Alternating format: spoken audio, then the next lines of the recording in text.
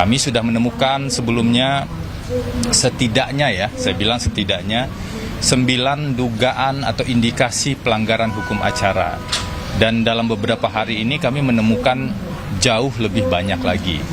Hal itu tentu lebih tepat kami tuangkan di dokumen pra-peradilan yang secara fisik, ini dokumennya, dari upaya dan niat baik bersama untuk menguji proses penanganan perkara dari aspek hukum acara pidananya dan juga dari aspek administrasi dalam proses penyidikan. Kenapa?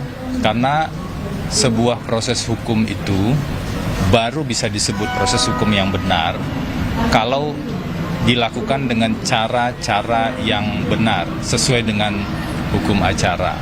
Jadi konteks utamanya adalah mari kita sama-sama menguji bagaimana proses penanganan perkara untuk Pak FA ini. Nah, tentu saja di hukum acara nanti ada detailnya, teknisnya. Yang diuji adalah upaya paksa yang sudah dilakukan dan seluruh dokumen hukum yang terkait dengan hal tersebut. Perlu kami sampaikan sekali lagi bahwa upaya untuk melakukan pra-peradilan ini bisa digunakan oleh semua pihak dalam semua perkara. Jadi tidak ada isu kekhususan di sini karena ini adalah upaya yang berlaku untuk semua perkara. Pra-peradilan bukan cara atau bukan langkah untuk menghindari proses hukum. Ini adalah hak yang dijamin agar kita semua bisa lebih terang melihat bersama-sama nanti proses persidangannya menguji semua aspek pemenuhan atau tidak terpenuhinya hukum acara. Kami sudah menemukan sebelumnya setidaknya 9 dugaan atau indikasi pelanggaran hukum acara. Dan dalam beberapa hari ini kami menemukan jauh lebih banyak lagi.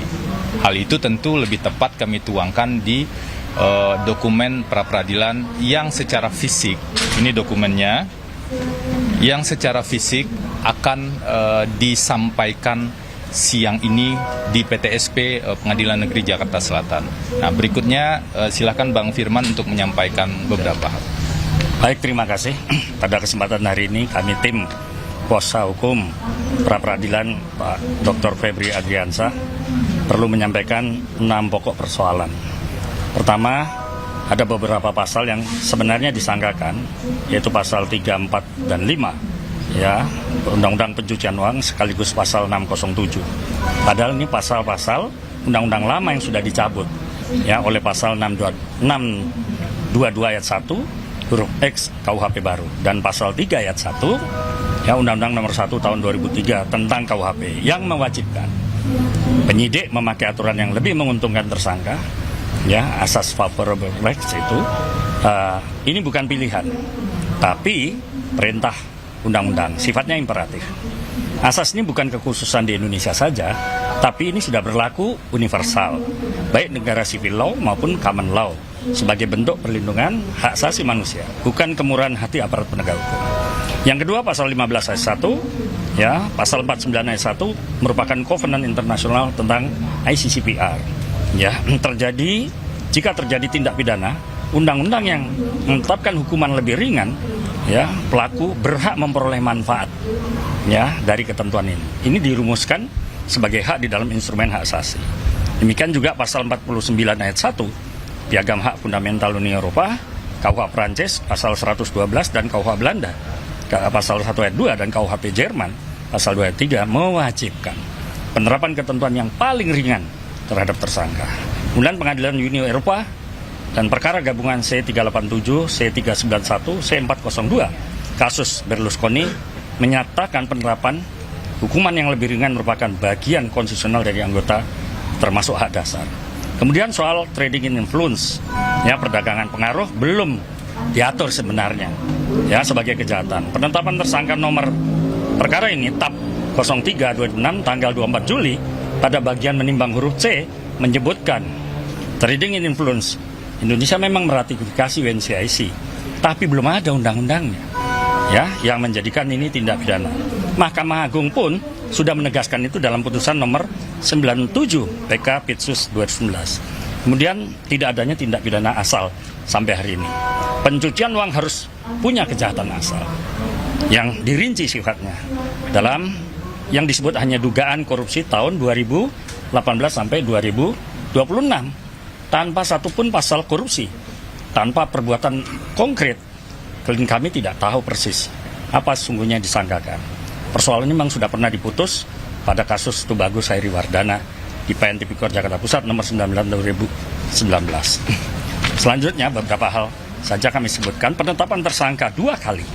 Penetapan tersangka dua kali dalam perkara yang sama, ya, ini menunjukkan bahwa Polda Metro Jaya sudah menetapkan klien sebagai tersangka pada 10 Juli 2006. Tapi Kejaksaan Agung mengulanginya, ya, pada 24 Juli 2006, menyangkut dugaan peristiwa yang sama.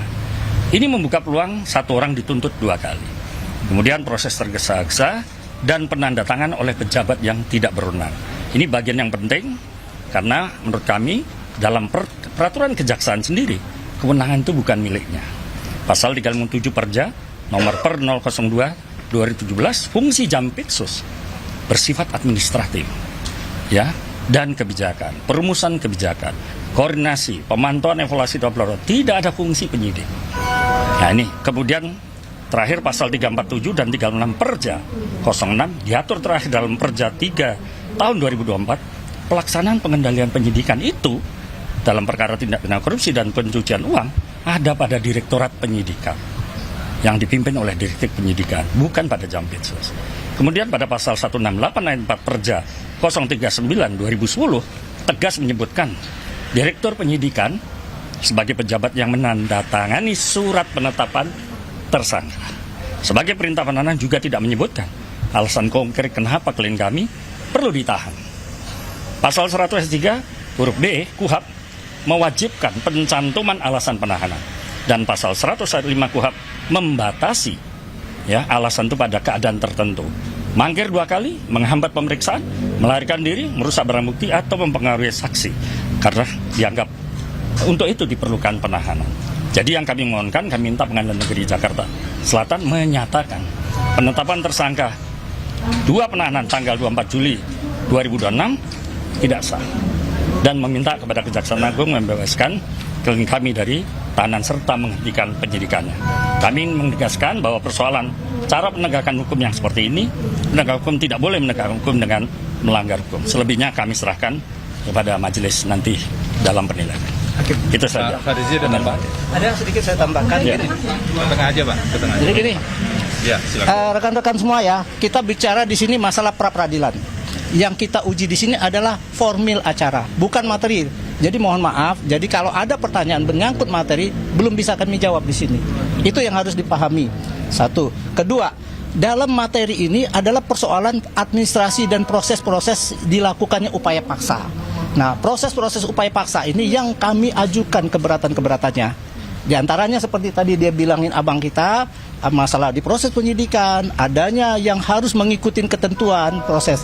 Ya, kalau lebih konkretnya mungkin ya, apakah mungkin seorang penyidik yang memerintahkan langsung untuk membuat penetapan tersangka? Mungkin seperti itu. Nanti kita ujilah di sana. Kurang lebih seperti itu agar dipahami sehingga kami tidak kewalahan untuk menjawab materi. Karena kami di sini memang tidak mengajukan materi. Tetapi mungkin hanya menyentuh saja untuk membuktikan apakah itu bagian dari proses yang benar. Oke? Bisa dipahami semua? Terima kasih. Itu saja. Ini berarti dua gugatan yang langsung dimasukkan atau hanya satu gugatan dulu? Terus yang kedua, kalau kita lihat dari gambar perjalanan kasusnya kan yang ditangani oleh Kompas Tipikor maupun Polda Metro Jaya, Pak Febri ini belum sama sekali diperiksa sebagai saksi, langsung sudah ditetapkan sebagai tersangka. Kemudian keluarlah sprindik baru yang dikeluarkan oleh Kejaksaan Agung pada saat pelimpahan. Pada saat paginya dia diperiksa sebagai saksi, malamnya dia sudah ditetapkan sebagai tersangka dan juga ditahan gitu. Oke. Sudah paham, kita paham. Siapa yang mau jawab? Saya aja. Jadi gini, betul di sini ada dua persoalan. Persoalan pertama, proses upaya-upaya paksa yang dilakukan sebelum diterima oleh kejaksaan. Maka itu di dalam satu permohonan tersendiri. Persoalan kedua adalah proses dan upaya-upaya paksa setelah dilakukan oleh kejaksaan. Itu di dalam suatu permohonan sendiri. Sehingga pada hari ini kami mendaftarkan 2 permohonan. Clear?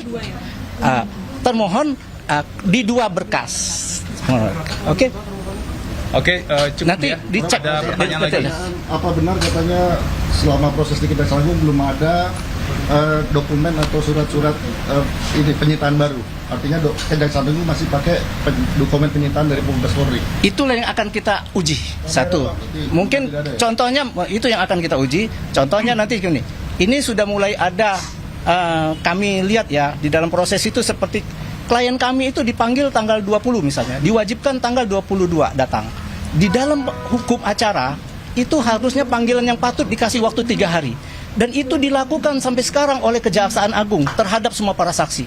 Sehingga kami sendiri melihat apakah masih dihormati hukum ini. Itu prosesnya yang kami akan uji di sini. Oke? Terima kasih banyak ya. Terima kasih teman-teman. Masih ada pertanyaan terakhir? Ada koordinasi nggak dengan pra-peradilan yang diajukan sama Don Tito? Soalnya kan salah satu yang akan diuji adalah penggeledahan paksa di rumah yang Sentul. Itu kan ada kaitan berkelindan juga antara Pak Febri dan Pak Tito. Akan ada koordinasi atau gimana?